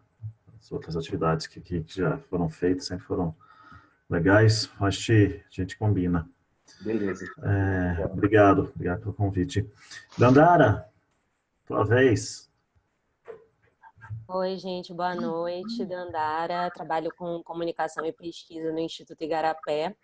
A gente tem feito algumas pesquisas com esse foco na questão da autonomia financeira de pessoas presas e egressas, falando um pouco de trabalho e qualificação profissional. E agora também estou em Brasília e entrando como integrante no LabGPEM também. Joia. Obrigado, Andara. Deixa eu ver. Cíntia.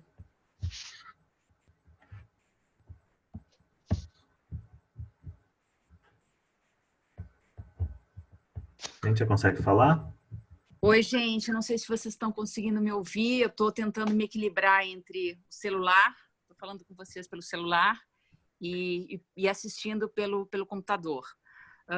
Primeiro, uma satisfação enorme. Felipe, a gente já teve a oportunidade de se conhecer. Eu sou agente federal de execução penal, trabalho no Departamento Penitenciário Nacional.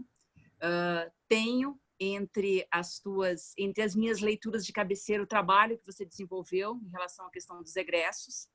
Obrigado. E tem sido, olhando hoje, nós estávamos hoje conversando, eu e a Jussiane, uma colega, sobre o quanto falta ao Brasil. Alguém me ouve? Sim, estão ouvindo. A imagem que desapareceu. A ausência quase absoluta de uma política nacional de atenção ao egresso. E eu estou convencida de que a questão do egresso ela é fundamental para você dimensionar o nível de eficácia da execução penal no Brasil, né? E aí você vem a questão da reincidência criminal, da reiteração criminal, que nós temos muitos poucos estudos sobre isso e dados quase que nenhum. Então, uma alegria enorme participar. Isso foi um convite que eu recebi da Valdirene num feliz encontro, por uma coincidência, e é uma pauta que passa a ser do meu total e absoluto interesse. Prazer enorme de conhecer. E o curioso é que todo mundo relata que tem participantes, né? Dizem que a execução penal é apaixonante, por mais difícil que seja. Olha, obrigado, Cíntia. Falta a Mariana. Oi, tá me ouvindo? Vamos.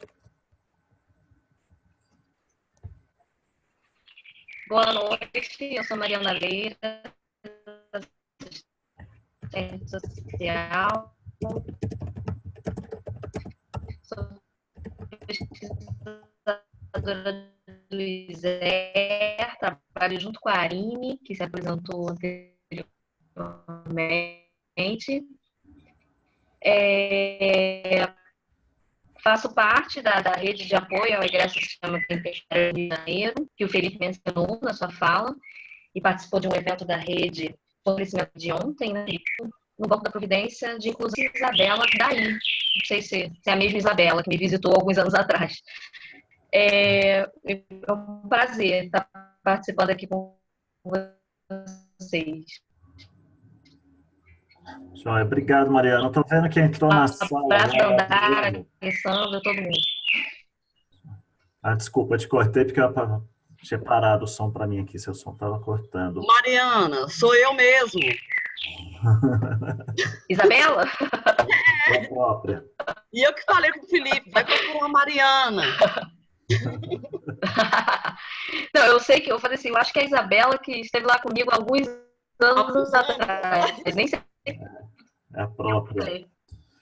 Ô, gente, para a gente organizar um debate aqui, para poder discutir. Ô, Felipe. Oi. Eu acho que entrou o Adriano. Você tá bem. Pois é, mas ele entrou e saiu, né? É. Ele entrou e saiu. Tá. Bom, para a gente conversar um pouco, né? Para que vocês também possam fazer perguntas, colocações, sugestões, tudo. Eu quero começar que a Camila me escreveu aqui. né, pelo bate-papo, perguntando como é que tem acesso a esse material sobre a política de egresso. Camila, esse material ele foi desenvolvido no âmbito de um projeto de cooperação entre o Departamento Penitenciário Nacional e o PNUD, o Programa das Nações Unidas para o Desenvolvimento da ONU. Como tal, ele deveria ser um documento público, mas ele se encontra ainda sob análise, não sei nem o que eu posso dizer, do Departamento Penitenciário, né? Então, publicamente, eu não posso disponibilizá-lo, né? Mas você anota meu e-mail e a gente pode conversar sobre o documento. Inclusive, eu conheço a maioria das pessoas aqui na sala, né? Mas quem eu não conheço, quiser anotar o e-mail também, fica à vontade. É Felipe, A de Ataíde, L de Lins, Melo, @yahoo.com.br.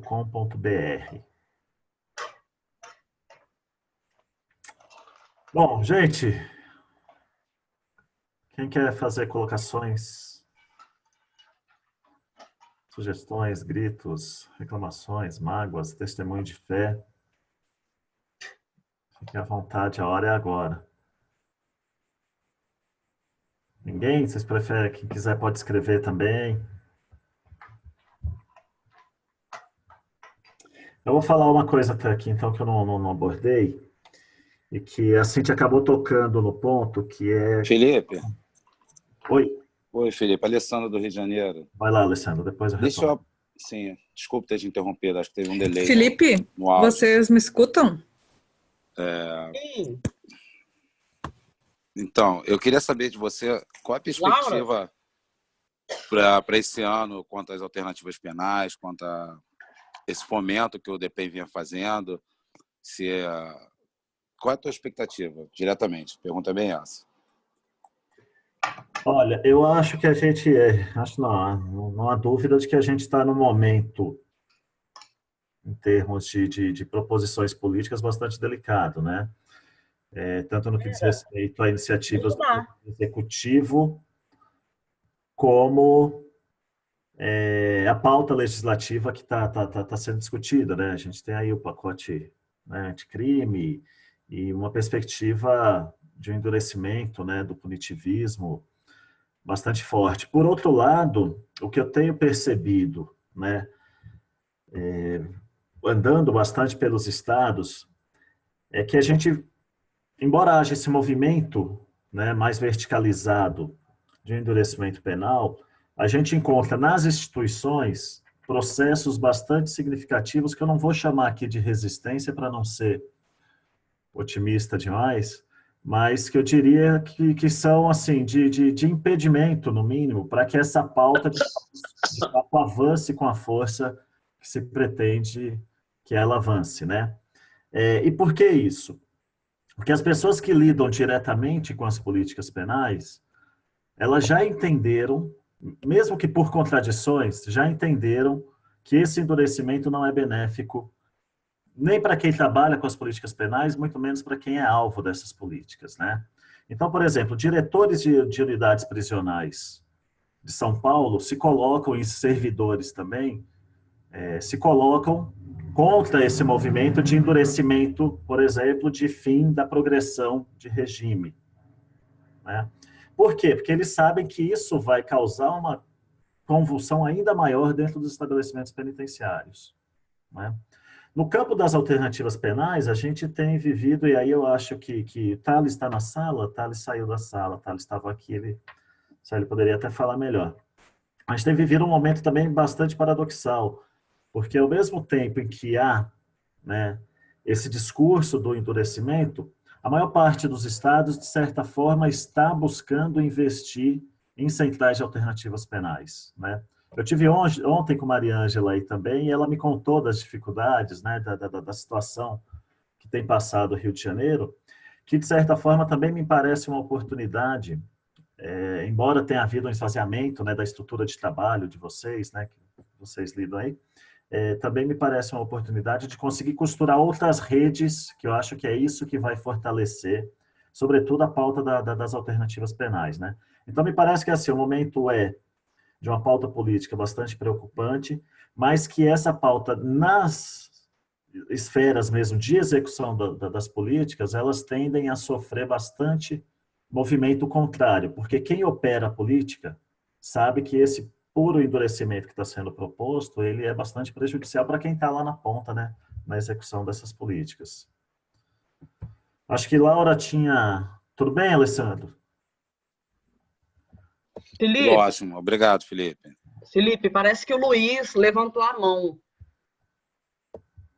Catarina.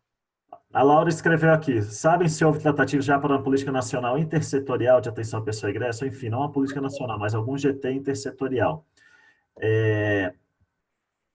Até onde eu sei, não. Eu posso dizer, né, por conta no Poder Executivo, inclusive pela fala da Cíntia agora, me parece que não, né, que ela tem se interessado por isso, mas não me parece que é uma preocupação institucional, né, da direção do próprio departamento. A Cíntia pode me corrigir se eu estiver errado. No âmbito do Conselho Nacional de Justiça, essa é uma pauta que está colocada no programa que está em execução agora, né, que a gente iniciou recentemente, e que tem como perspectiva fomentar e disseminar práticas de atenção às pessoas egressas, né, tentando costurar isso uma espécie de uma política nacional. Muito embora o papel do CNJ não seja o mesmo, por exemplo, de um Departamento Penitenciário Nacional, que tem, né, como incumbência, de fato, fomentar, né, a instalação de equipamentos e de uma política nacional. O CNJ pode muito mais costurar via Poder Judiciário ações que impactem nos estados, né, para que os estados se preocupem com essa questão. Cíntia, você quer falar? Oi, vocês me ouvem? Sim. Primeiro, a gente precisa levantar alguns marcos. Se tentou, no final do ano passado, e está aí a Letícia para me corrigir também, o ministro, até então, ministro da Segurança Pública, Raul Jungmann, ele tentou fazer uma política de atenção ao egresso. Ele, inclusive, foi encaminhado um decreto nesse sentido, criando uma política nacional de atenção ao egresso, seria um decreto presidencial, que não foi publicado por algumas exigências da Casa Civil, eu diria até alguns preciosismos de natureza legislativa, né? O SUSP, a lei que cria o SUSP, em muitos dos seus artigos, ele fala, inclusive no plano, ele fala sobre uma política de atenção ao egresso, especificamente no processo de reinserção criminal. E, mais ainda, eu acho que no artigo 12, ele estabelece que estabelece como um elemento de mensuração da eficácia da política de execução penal a questão da reiteração criminal. E aí volta a questão da necessidade da gente ter uma política nacional de atenção ao egresso. Só que, ao mesmo tempo em que ele lançou essas possibilidades, ele foi lançado, inclusive, e no dia 29 de novembro, foi publicada uma portaria 212, que cria uma linha de fomento, e a gente tem recebido muitas ligações dos estados para isso, uma linha de fomento para projetos que tenham voltados para essa atenção de egresso. Só que a portaria, ela precisa de um apuro, né? Ela precisa ser aprimorada a redação. As linhas de ações estão muito amplas no artigo 5º, né? A gente teria que focar em objetivos mais em diretrizes. E ele lança também, ele estabelece essa portaria no artigo 7º, que os recursos do FUNPEN, que seriam direcionados a isso, seriam da ação orçamentária de 2019. E isso depende do atual governo que está constituído, e nós não temos nada ainda. Essa é a verdade. Joia. Obrigado, Cíntia. Pois é, eu acompanhei... Mas nós somos perseverantes. Sim, sem dúvida. Todos que estão na sala ainda. Eu brinco assim, e aí eu me somo a vocês. Por mais difíceis que sejam os novos tempos, eu acredito que nós estamos num nível de patamar civilizatório que alternativas penais, elas são essenciais, sim. Políticas para egresso são, sim. E, enfim, Eu acho que todo mundo que labuta em execução penal tem que ter esse nível de perseverança, assim, teimosa. Ótimo, Cíntia. Felipe, deixa eu só complementar um pouquinho o que a Cíntia comentou. Em relação a esse projeto do ano passado, de se estabelecer uma política, todos estão me ouvindo? Sim. De estabelecer uma política, realmente houve esse intento, claro que, enfim, como a gente está acostumado no governo federal, aquelas coisas que tem que acontecer do dia para a noite, então, textos que, né, que são produzidos correndo. De fato, o texto não passou, porque daí chocou com, enfim, a atuação interministerial, que é algo que a gente sempre bateu na tecla, de que não adianta falar de egresso sem ter a adesão e a coexistência de várias redes. Então, muitos atropelos não foi para frente. E, paralelo a isso, a gente estava falando sobre, e Felipe, você conheceu o projeto em Campinas, o projeto de educação para pessoas egressas do sistema prisional. Acho que Cíntia pode falar melhor que eu, se a gente está falando agora de 2019, houve uma alteração no regimento do DEPEN, dia 2 de janeiro foi publicado uma reestruturação do Departamento Penitenciário Nacional.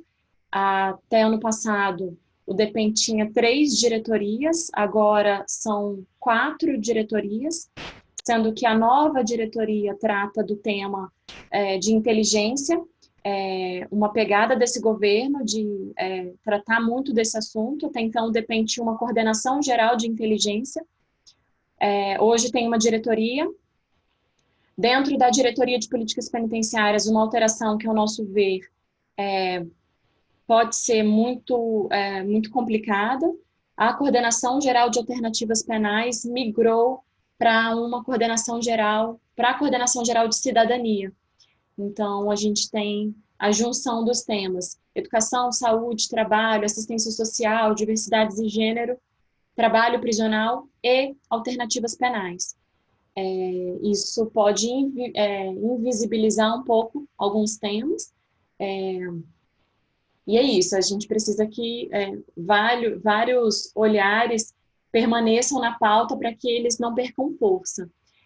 Foi criada uma coordenação cuja Cíntia e Jussiane estão à frente para falar de ações específicas da participação social. O tema de egressos vai ser mais puxado por essa coordenação, mas dentro da Coordenação Geral de Cidadania e Alternativas Penais, a gente permanece com o foco de, na saúde, abordar o tema egresso, de, no trabalho, abordar o tema egresso, na educação, abordar o tema egresso, apesar de não se ter ainda uma política instituída, né, especificamente para a atenção ao egresso.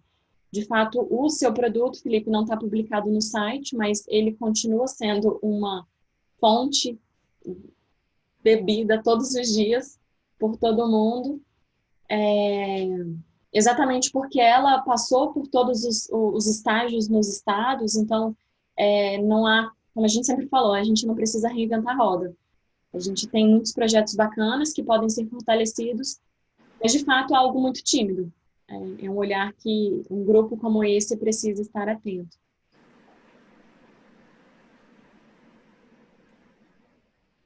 É isso, pessoal.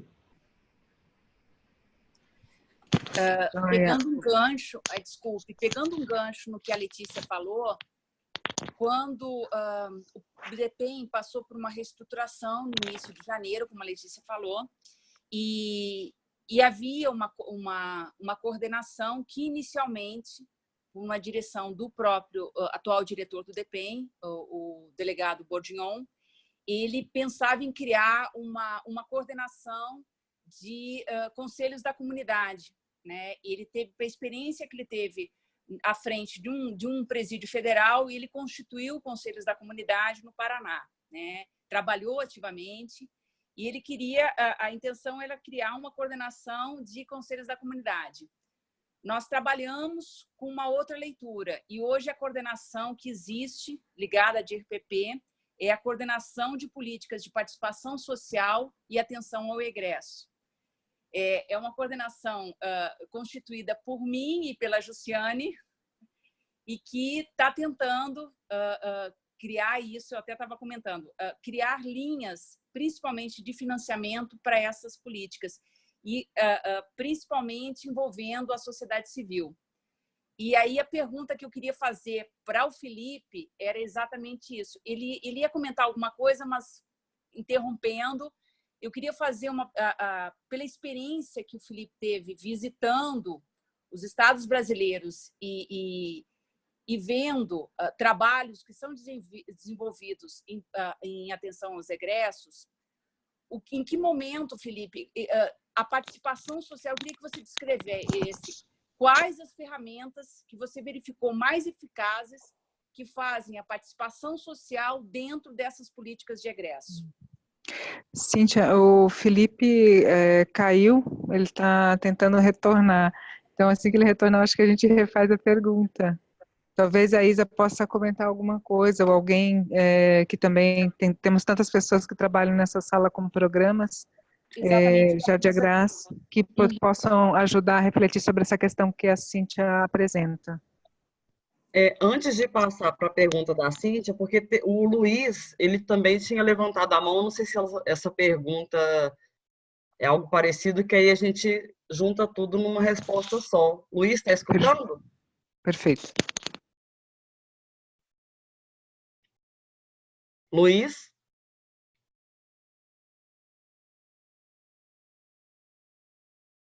Acho que não. Ele tinha levantado a mão, mas enfim. A respeito da participação social, né? Eu acompanhei, na verdade, uma iniciativa, né, durante 1 ano e meio no Brasil, e participação social era basicamente assim, na manivela, né? Não existia porque era uma ONG, né, que estava à frente do programa que eu acompanhei. Então, eu não estou falando de uma política pública, né, no caso do Brasil. Então, nessa ONG, o que a gente fazia, como o foco era necessariamente o trabalho, era chegar, né, sem nenhum recurso mesmo, assim, em relação a investimento, né, financeiro, mas chegar diretamente nas empresas e tentar, como eles diziam, né, vender o projeto, né? Essa instituição trabalhava especificamente nesse programa com egressos do sistema prisional, alguns ainda em cumprimento de pena, né, no regime aberto, o semiaberto. Então, a ideia, né, que é uma ideia que não aparecia no Canadá, mas a ideia que eles tentavam vender para as empresas parceiras na contratação dessas pessoas, era uma ideia de conversão, né?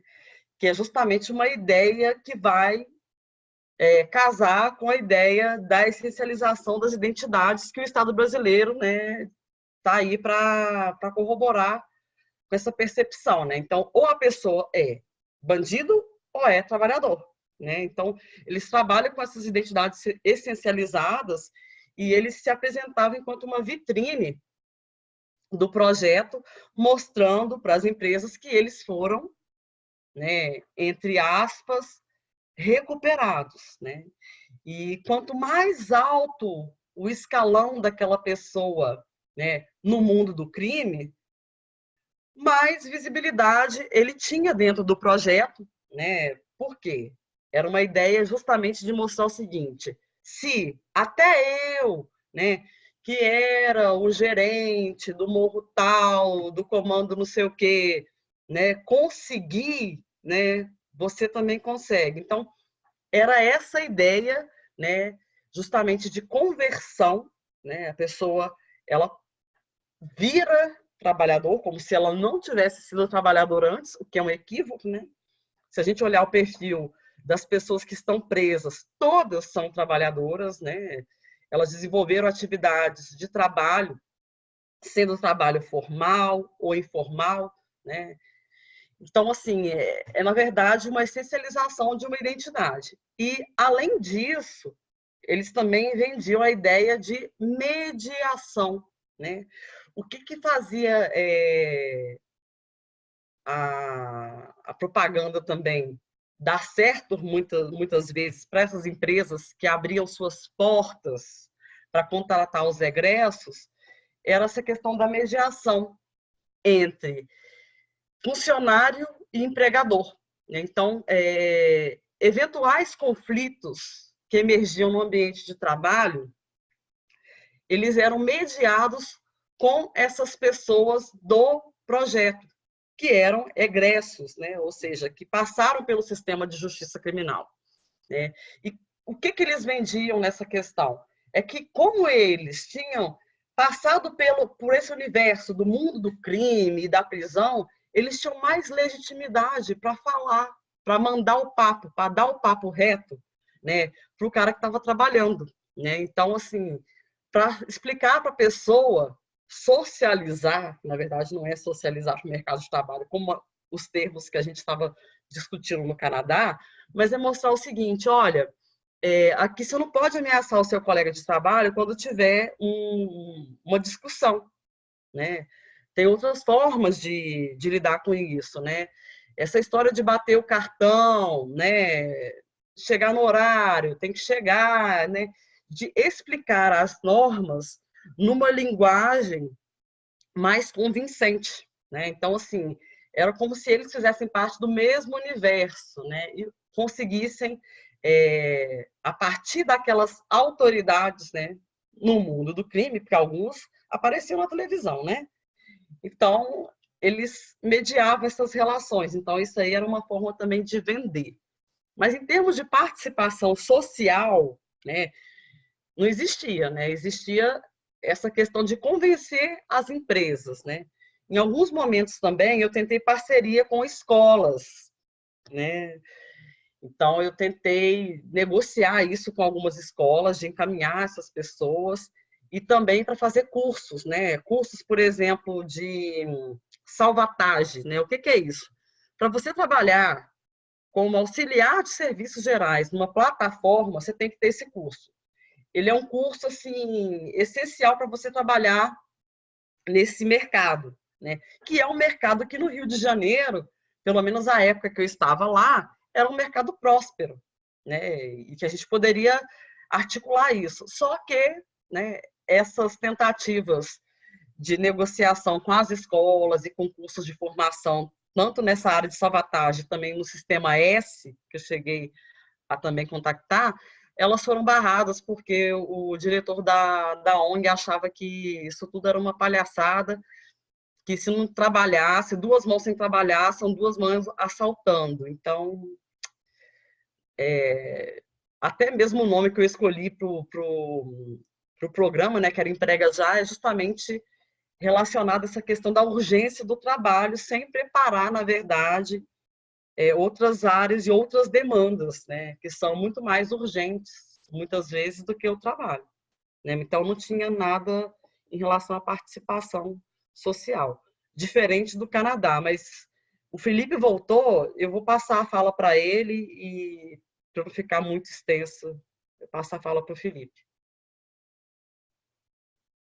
Só precisa me explicar qualquer pergunta, porque tinha caído na internet aqui.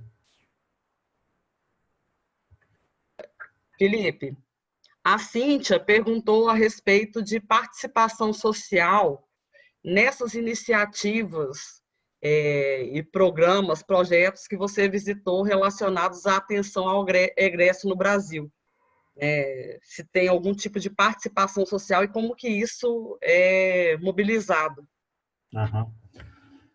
Eu acho que o exemplo mais claro disso é a própria RAESP, né, que é uma rede, sobretudo de organizações da sociedade civil, né. Acho que o Luiz está aqui também, né, o Luiz é de uma organização da sociedade civil, e que é uma organização que em Porto Velho tem um papel muito importante, não só está iniciando agora, né, uma atuação mais direta no patronato, no escritório social que foi criado em Porto Velho, está em funcionamento há pouco mais de um mês, mas tem uma atuação muito forte na própria política prisional, né, em Rondônia. Agora, se a gente pensar assim, existe um modelo efetivo de participação social, de controle, né, das políticas? Não, a gente não pode dizer que exista, né? No que diz respeito, sobretudo, à atenção às pessoas egressas, o que a gente tem mesmo são iniciativas, né, de muitas organizações da sociedade civil. Do que eu conheço, o modelo mais efetivo de articulação entre organizações da sociedade civil voltadas para o atendimento ao público egresso do sistema prisional, acho que é o exemplo mais consolidado, mais efetivo, é esse do Rio de Janeiro, né, da RAESP. Mas acho que é isso, em termos de pensar assim, existe uma política de participação social no controle da política prisional e isso impacta, isso fomenta, isso organiza, isso agencia uma política de egresso? Não dá para a gente dizer que exista, né? Agora eu queria trazer um outro ponto, que foi mencionado, a Cíntia tocou nisso e outras pessoas falaram, que é assim, como que a política de egressos também ela pode funcionar como mecanismo de avaliação da própria política, da própria execução penal e da gestão prisional, né?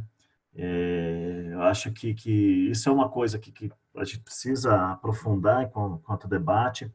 Eu vinha conversando essa perspectiva com a gestão passada do escritório social no Espírito Santo, de pensar como é que a gente pode, a partir dessas iniciativas, desses equipamentos de atenção às pessoas egressas, criar também indicadores, né, parâmetros de análise da própria execução penal e da gestão prisional, né? Uma vez que as pessoas passam anos, né, sob a responsabilidade e tutela do Estado, e ao sair, sai com uma série de demandas, e inclusive com a sua vida piorada em decorrência desse tempo de privação de liberdade, né? Então, uma coisa que para mim tem que ser um assunto de debate, de aprofundamento e de sistematização, é como, a partir dessas iniciativas de atenção ao egresso, também a gente pode fazer um processo, né, retroativo, né, de olhar para a gestão prisional, de olhar para a execução penal, e também criar, a partir da política de egressos, indicadores, né, formas de medição de como a privação de liberdade exerce impactos extremamente danosos na vida da pessoa e como que também o Estado, né, produz todos esses danos e suas omissões, né? Acho que a política de egresso pode ser um indicador, pode ser um instrumento, na verdade, para a gente desenhar um caminho de avaliação das políticas de gestão prisional. É só um outro assunto para deixar em pauta aí para pensar. Eu estou olhando aqui. Tem a pergunta que estava da Ana. Era essa, Valdirene, que você ia ler? Não, eu ia só comentar que a gente está a 10 minutos das 21 horas. Isa, tentar ir encaminhando para o final, né? Senão depois as pessoas começam a ficar cansadas de nós. Mas segue aí com as perguntas pendentes. Tinha uma pergunta que era sobre se essas iniciativas de atenção ao egresso procuram promover relações de trabalho. Era um pouco isso, né? Eu perdi. Da Ana. No desenho da política do egresso, há ações para o trabalho com a comunidade em acolher o egresso? E aí depois ela quer saber se isso acontece no Canadá. Tá. Aqui no chat. Tá, uma coisa é aquilo que foi desenhado, né, em termos de proposta de uma política nacional, e que prevê, sim, né, formas de participação da sociedade civil, inclusive esferas de atuação da sociedade civil que a gente considera que são fundamentais, tanto no controle, né, da própria política prisional, como na inserção mesmo da sociedade civil nos ambientes prisionais, para fazer aquele processo que eu falei que é fundamental, né, de vinculação das pessoas. Me parece que isso é um grande espaço de atuação da sociedade civil, até porque isso provoca, né, respiros dentro da gestão prisional e dá visibilidade a processos, né, que são sempre escondidos na gestão prisional. Então, me parece que aí é uma esfera de atuação da sociedade civil importantíssima, que é fazer esse processo de vinculação, de conhecimento, né, com as pessoas ainda em privação de liberdade, para que isso chegue numa política de egressos. E tem também todo o trabalho que é feito, por exemplo, né, quando a gente toma como exemplo a RAESP, né, que é esse trabalho mesmo de ponta em atender, né, demandas específicas que são trazidas pelas pessoas egressas quando chegam no equipamento de atenção ou nessa rede de atendimento. Dito isso, eu vou já direcionando minha fala para o final, e aí eu passo a bola para a Isabela, né, e Valdirene depois encerra,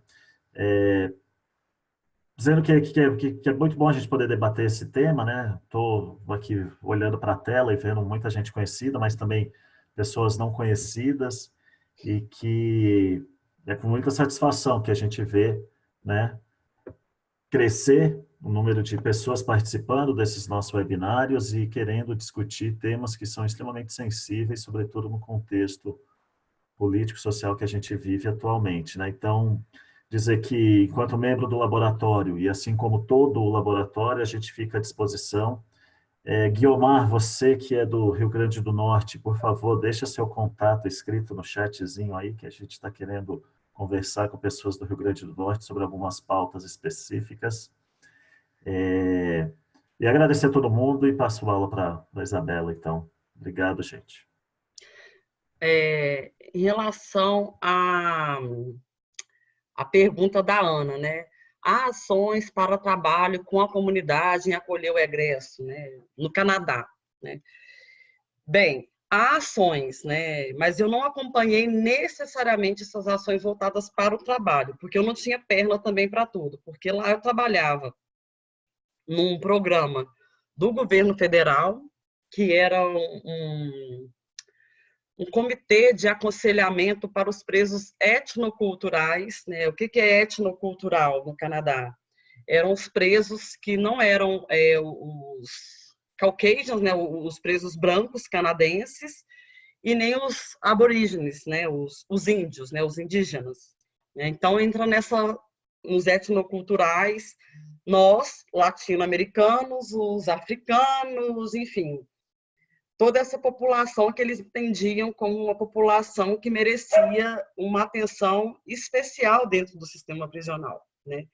Então, a título de exemplo, em termos de participação social, né, eu cheguei a fazer parte de alguns encontros nacionais e também setoriais de um comitê chamado era o NIAC, que era National Ethnocultural Advisory Committee. Esse comitê de aconselhamento dos presos etnoculturais, você tinha, enfim, representantes de conselhos da comunidade, psicólogo, assistente social, né? Cada um representando, né, os seus conselhos, né? Então, existe, na verdade, algo nesse sentido para o trabalho, mas eu não participei a nível federal dessas iniciativas, né? No governo federal, eu fiquei voltada mais para essa questão etnocultural, né? Que foi a possibilidade que eu tive, né, de estar nesse espaço, acessar documento, participar de reunião, foi o lugar que eu consegui encontrar. Eu não consegui entrar na parte relacionada ao trabalho.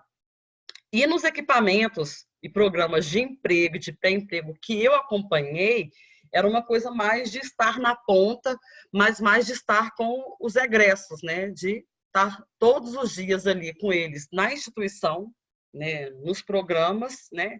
E com eles fora dali. Então, eu não acompanhei, né? Mas existe, né? Eu posso até entrar em contato, se for o interesse, de especificar isso melhor, né? Então, não sei se respondi. Eu acho que é isso, né? A questão da participação social. Fica evidente que ela não existe no Brasil, porque, primeiro, que não tem nenhuma política desenhada, né?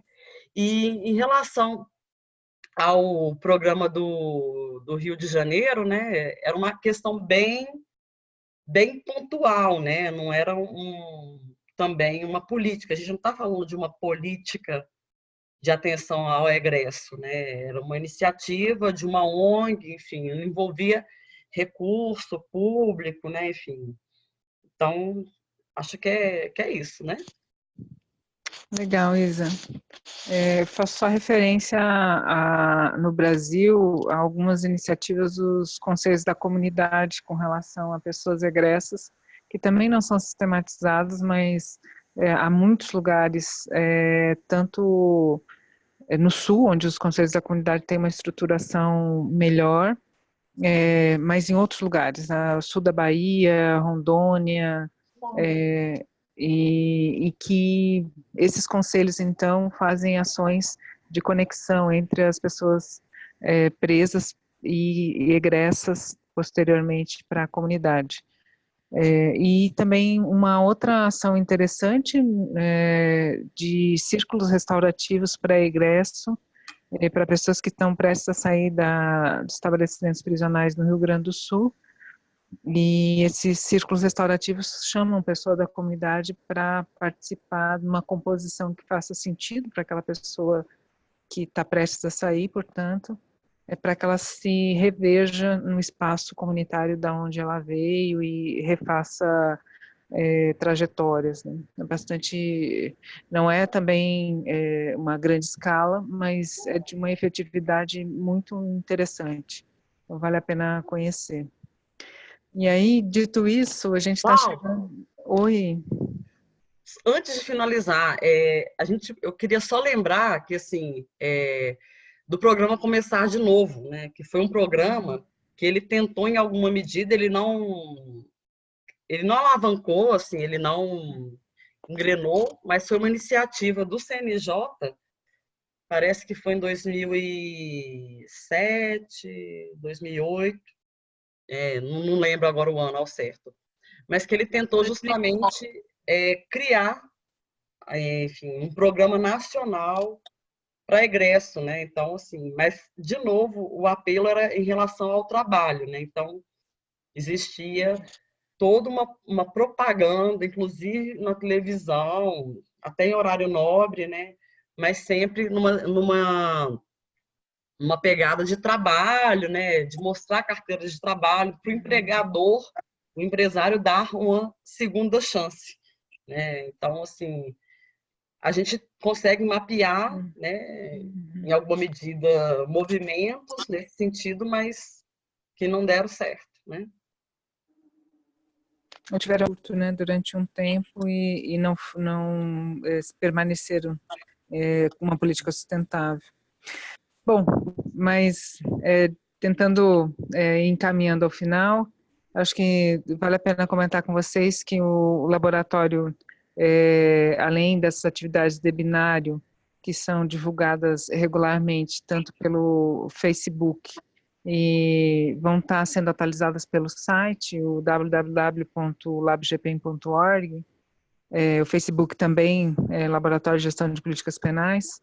A gente tem outras atividades previstas para esse ano, tem lá um planejamento no site que vocês podem consultar essas outras atividades que envolvem pesquisa, extensão e também relacionamento com programas de políticas públicas. Convidar para vocês se atualizarem dessas ações, então todos são muito bem-vindos assim para se integrar nessa rede. Muito obrigada pela participação, feliz por ver pessoas que faz tempo que a gente não se vê pessoalmente, mas por essas ferramentas digitais a gente vai matando um pouco da saudade, feliz por conhecer pessoas novas, venham sempre por aqui, e a gente espera, então, em breve, poder encontrá-los em um outro webinário. Muito obrigada. Maravilha, muito bom. Obrigada, Guilmar. Obrigada, Camila. Obrigada, Ana. Alessandro, prazer. Letícia, bom te ver. Luiz, ótimo te ver. Prazer, Ana. Tchau, Paloma, Dandara. Que bom que você esteve por aqui. Pamela, obrigada. Valeu, Cíntia. Bom te ver. Arine, Mariana, boa noite. Poli, até amanhã. Felipe, Tchau, até amanhã. pessoal. Boa noite. Boa noite. Obrigada, boa noite. Boa noite, pessoal. Obrigado. Tchau, tchau.